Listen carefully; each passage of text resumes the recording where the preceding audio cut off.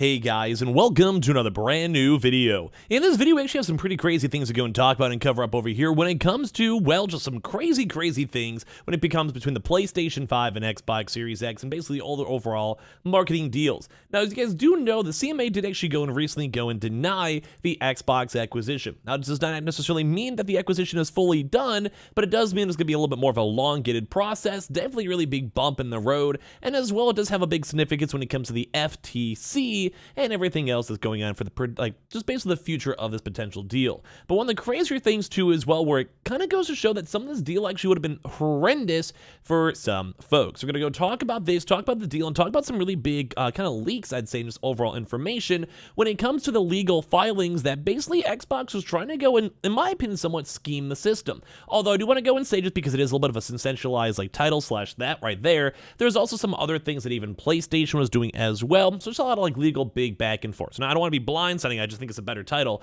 but we're going to talk about some of these kind of bigger things. We have American truck songs, funny enough, actually had a chance to go and highlight a lot of the really big topics that came in between the CMA's decision. So I'm going to talk about this, ramble about this, and as well kind of give you guys the good, juicy details on what also might go and change up in the future in case this deal does go through. So make sure you guys are subscribed with the notifications on. We have the Twitter and Twitch down below if you guys want to follow. And of course, as well, make sure you guys are subscribed. And as well, I guess leave a like, your thoughts, and all that good stuff. And let's dive into some pretty juicy news. So, like you guys probably know, Xbox has been trying really hard to buy Activision, get Call of Duty, but one of the bigger hindrances was not necessarily on the console market per se, but it was more so a bit more focused on the cloud gaming, cloud streaming markets as well. So keep that in mind. So we have quite a few things. There's just a lot.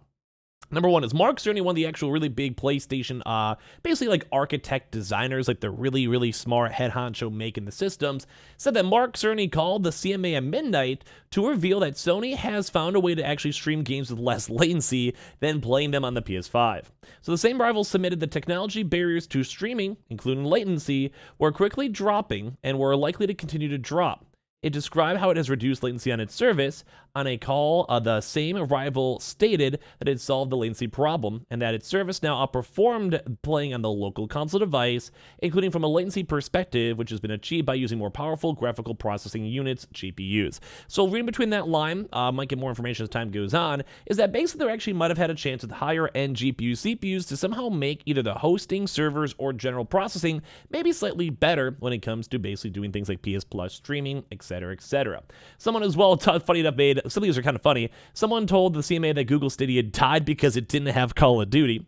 So another competitor submitted that the failure of Google Stadia shows the importance of COD compared to other gaming franchises, and that COD's role in attracting consumers to platforms is not directly proportionate to engagement alone. This competitor submitted that Google Stadia did in fact have a reasonable catalog of games, including successful franchises such as FIFA, Assassin's Creed, and NBA 2K, which accounted for at least basically percentage of PlayStation engagement in 2021. It further submitted that despite having those games, Google Stadia did not have COD, and that this prevented Google Stadia from reaching a meaningful numbers of machines activated. So once again, some kind of crazy numbers coming out over here stating the words hey, Google Stadia, which kind of just died, I think, just because Google didn't have the funding for it, or, I mean, they had the money, they just didn't want to invest the money into it, and as well, it wasn't really that much of a big player base. Now, Call of Duty and Stadia may have done something, but I don't really think necessarily streaming is always the biggest deal for that. I haven't really seen too many people using the streaming feature. Some do, obviously, but I'd say typically something like a Game Pass, where you can download the games at any time, or a PS Plus, is a little bit more normal, I'd say. I don't know a better word for it. It just seems a bit more, I guess, in that mind. So regulars also did not consider things such as even IGN and PC Gamer's top PC game rankings as reliable evidence, which is funny because PC Gaming Mag and IGN are pretty high up there for the overall general consumer base. Now, I'm not going to always say that they're the best or the worst, but I feel like if you want to have a general rough reach of what games are good, what games are bad, what the general rough idea is, IGN's usually a good example. So Microsoft also submitted that industry rankings show that COD is consistently outranked by other publishers' PC games, given IGN's ranking of the 25 best PC games to play right now. Funny enough, does not even include Call of Duty. Metacritic's ranking does not list COD at the top of its rankings, and PC Gamer's top 100 PC games list does not include COD. We consider that these rankings are not an adequate measure of COD's popularity, and in particular, its importance, given that there can be stark differences between critics' reviews and actual game time and sales. We consider it better to measure the importance more directly through MAUs, share of game time, and share of revenue across console and PC. So basically trying the best to say, like, hey, we'd rather look at the specific numbers, which makes sense, but also you do want to care about the overall sentiment, what people play, how people are buying it, and stuff like that. Now, one of the bigger things too as well, these two are the biggest ones I'd probably say. Saying, hey, this is evidence basically from the CMA stating that indicates that Activision content would likely become an important input to cloud gaming services absent the merger, which I could also maybe somewhat agree with, where it also indicates that any alternatives would not be a significantly good replacement for Activision content, especially COD and WoW. I'd probably agree on that. Although we do have Final Fantasy 14 and a few other various big games such as like BDO, etc. Maybe even like the Elder Scrolls Online. There is a few other competitors, but WoW is kind of the king besides Final Fantasy 14. Call of Duty is even bigger though, and I will say it's a lot harder to go compete with. There is a few other different games such as like say CS:GO, Apex, or Fortnite or whatever, but Call of Duty by its own standalone version is a very big deal. And that also basically say it would not be enough to offset any loss of Activision content from other cloud rivals, such as like the Netflix streaming gaming stuff, PS Plus, etc. Nor to also compensate the reduction in range of choice for consumers. So they're also a little bit more worried, I think, on the consumer side, or if some people may be soft-locked when it comes to the games as a whole, and might be forced to go and have to use a Game Pass subscription base. Although we have seen people do multiple subscriptions, such as right now, I do have Game Pass and the EA Plus. Sometimes I work in GameFly too as well, so I don't kind of give or take on that. It's also saying is relevant in the nascent markets like cloud gaming, where the economies of scale and network effects may also play a significant role in the determination of the success of a service, which I would actually probably agree more on this though as well. Like I really do think the cloud gaming stuff is kind of up in the air, but it's kind of a good point for the CMA, where, I mean, in theory, it costs a lot of money to make it, and it's also a lot of money to have things like Call of Duty on your streaming services, and also people probably use it if you do the Call of Duty with it, so it's always intriguing to see.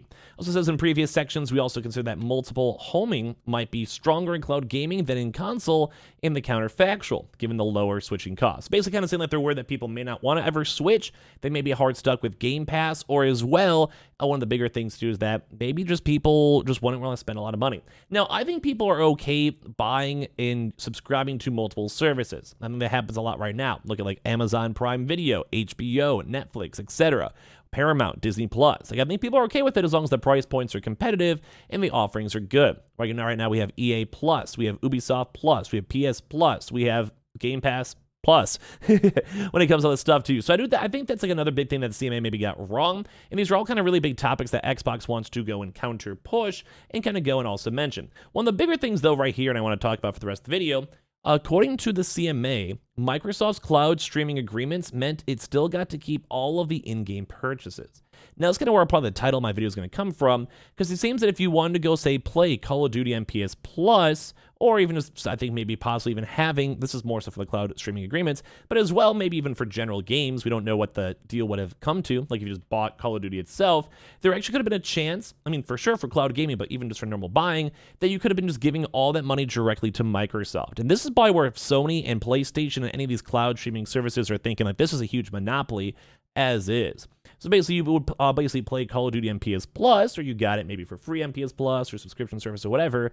But then all of the Battle Pass payments or things like microtransactions, so say you buy a skin, maybe map packs or whatever it might be, basically be going all to Microsoft, where platforms currently usually tend to about 30% or so. But this would probably be going a lot more of a higher profit margin to Microsoft, which once again, that kind of makes things like PlayStation less likely to want to support a game long term, because what's the point? Like if you're basically trying to be a big company like Sony, I'm not going to want to invest $10 million to make $11 million. I'd rather invest $10 million on a brand new IP, make all the microtransactions and the costs and all of that, and try to make $100 million instead, like in a general practice. So since the modified Microsoft Cloud Remedy does not remedy other significant defects in the original Microsoft Cloud Remedy. So basically the remedy is more of like their alternate routes.